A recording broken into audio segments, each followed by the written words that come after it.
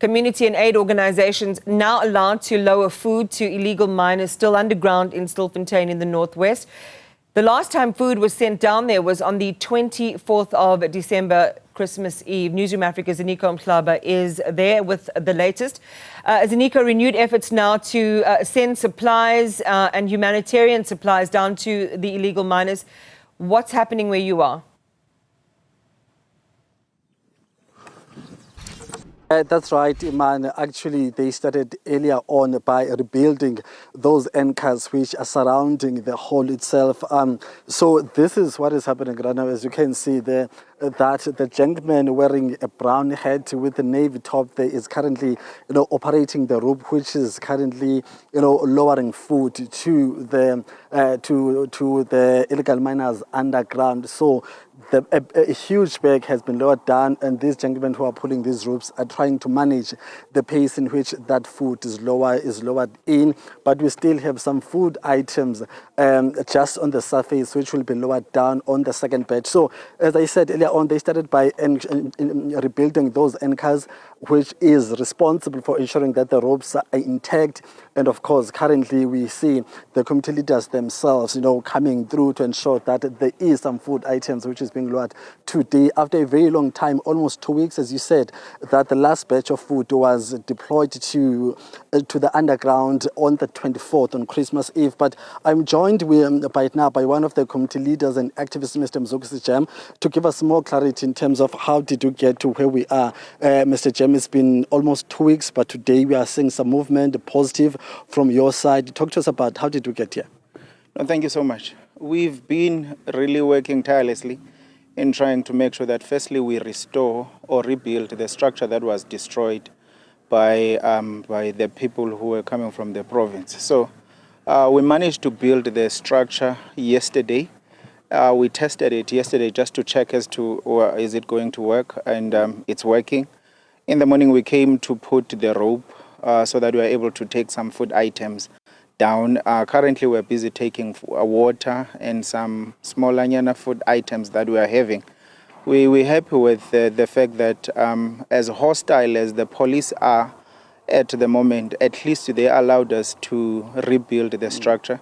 So we are just busy taking water and some few food items down. But it's not enough. Yeah. It's definitely not going to be enough. But we made few phone calls to different stakeholders to come and assist so that at least we can lower some food items. But I think it's also clear to indicate that at this stage we can't use the structure to pull anyone out, because the structure is not as solid as it was before it was destroyed. I mean, that's where I was going to in terms of the last interaction you had as community activists on the ground with those who are still, underground, in terms of the state, their state and well-being, but also just a general sense of what is happening underground.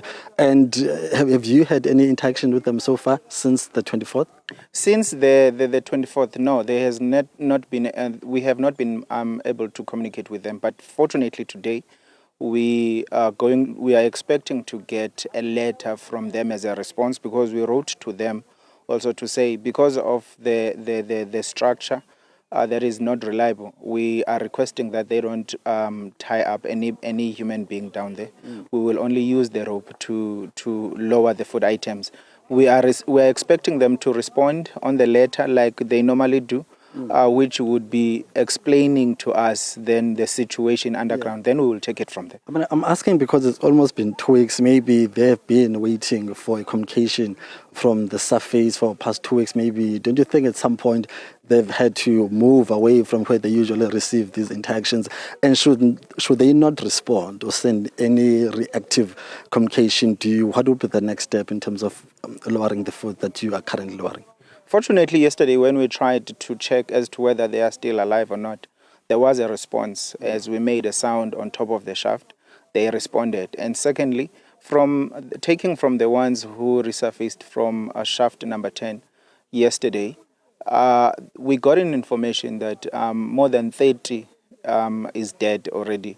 So that's the information that we have recently, which we got yesterday. But we are expecting to get more detailed information from them today, since we managed to take the rope down. So maybe when they respond, we will then get to have a clear insight as to how exactly is the situation down there. Yeah. So we've all been waiting for the rescue experts team to arrive. We are on Thursday now. Nothing is clear yet. They have not come. Are there the rescue efforts by community volunteers on standby? And have you maybe talked about coming back to take over the rescue operations as we are waiting for the rescue experts to arrive? And second to that, do you have the capacity? We've been talking about the same rescue efforts that you're referring to. What is important for us now, which is something that we are working on, is making sure that the structure that was destroyed here is solid enough for us to pull these people out. We are working towards achieving that because there are no rescue efforts from the state. And this is one of the reasons why we requested these people to say, when they were here to clear the site, they must not tamper with our structure. But because they are so hell-bent in making sure that they sabotage every effort that we are making in rescuing these people, they destroyed their infrastructure. So we trying to now make sure that infrastructure is as solid as it was before, so that we can start with our rescue efforts. But that's what we are working towards. Yeah. We have to make sure that we pull these people out, regardless of the failure and the resistance of the state to assist. We have to do something. We can't allow them to just die in there. Even those who are dead, their families must still get an opportunity to bury them. So we still have to make sure that we pull those dead bodies out. Very lastly, Mr. Chair, is there any option of collaborating with the rescue experts? I understand that it's the community leaders and community volunteers who have direct access or at least systems of communicating with those underground. Are you willing to join in when the rescue experts come in to rescue in terms of the role that you think you can play in terms of interacting with those underground? Is that a possibility? Are you open to that as community leaders? Anyone who has a capacity to come and assist, we would really gladly appreciate that. Anyone who has a capacity to come and change or do much more than or better than what we are doing currently, we would really appreciate that. We've been saying to the state we would like to work with them, but obviously it's the state that is not willing to work with us. So any stakeholders out there who are willing to come and join hands with us, we would really appreciate that.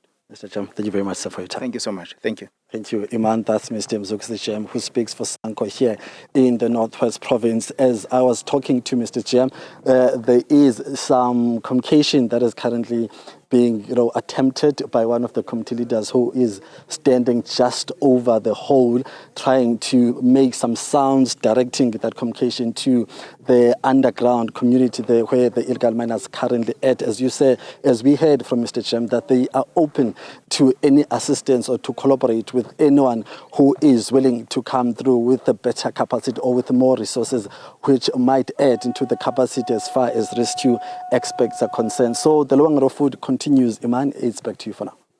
Ziniko, before you go, though, there were some things that Mr. Jam said, accusations leveled against the security officials there, the SAPS and other units who are working on this operation together, that they destroyed the infrastructure, the rescue infrastructure that they had put in place. And we certainly must get a right of reply from them on that. Also talking about a complete lack of assistance and cooperation with any of the state apparatus to bring the situation to a head. Another thing that we do need to test. Just before we let you go as well, just talk to us about what exactly is being sent down. We can obviously identify water. What are some of the other items that are being attempted, that they're attempting to lower? So the food items we saw and which was also visible from where we are is obviously the water you just mentioned, but also instant porridge and also mahe. So these are the food items which are currently being lowered down, and it's the same food items which were sent the last time. So there hasn't been any additional item in terms of the menu, if I may use that word, which is sent down to the illegal miners. So the issues of communication. We did have an interview with the acting provincial commissioner in terms of those relations here on the ground between community leaders, but also law enforcement agents here on the ground. So at the heart of that debate, if if I may put it in that way, because the state on the other hand is saying they've got the responsibility, Iman, to ensure that each and every individual who comes to this particular site can be identified, can be can be thoroughly searched, and all those things needs to be done at the entry point. So the issue has been there are some community activists and community leaders who come here for the first time who are unknown to the gentlemen who are guarding these premises or this vicinity, and they would maybe not have the required documents, or they would not be able to clarify in which capacity they are coming here under, but also who is it that they are coming with, for what purpose. So those are some of the issues, and there are some community activists or leaders who used to come here on a daily basis but have since been banned, have since been asked not to come here anymore for various reasons which were not made public to us. So those are some of the issues Mr. Jem was referring to. But as far as the rescue aspect, and of course you remember that there was a court order that really compelled government to ensure that aid is being allowed to come to shaft number 11, so that those underground can have access to basic to food and many other items. So those are some of the issues which are currently in contention between community leaders and law enforcement agencies here on the ground. Ziniko Mhlaba, thank you very much for the update there.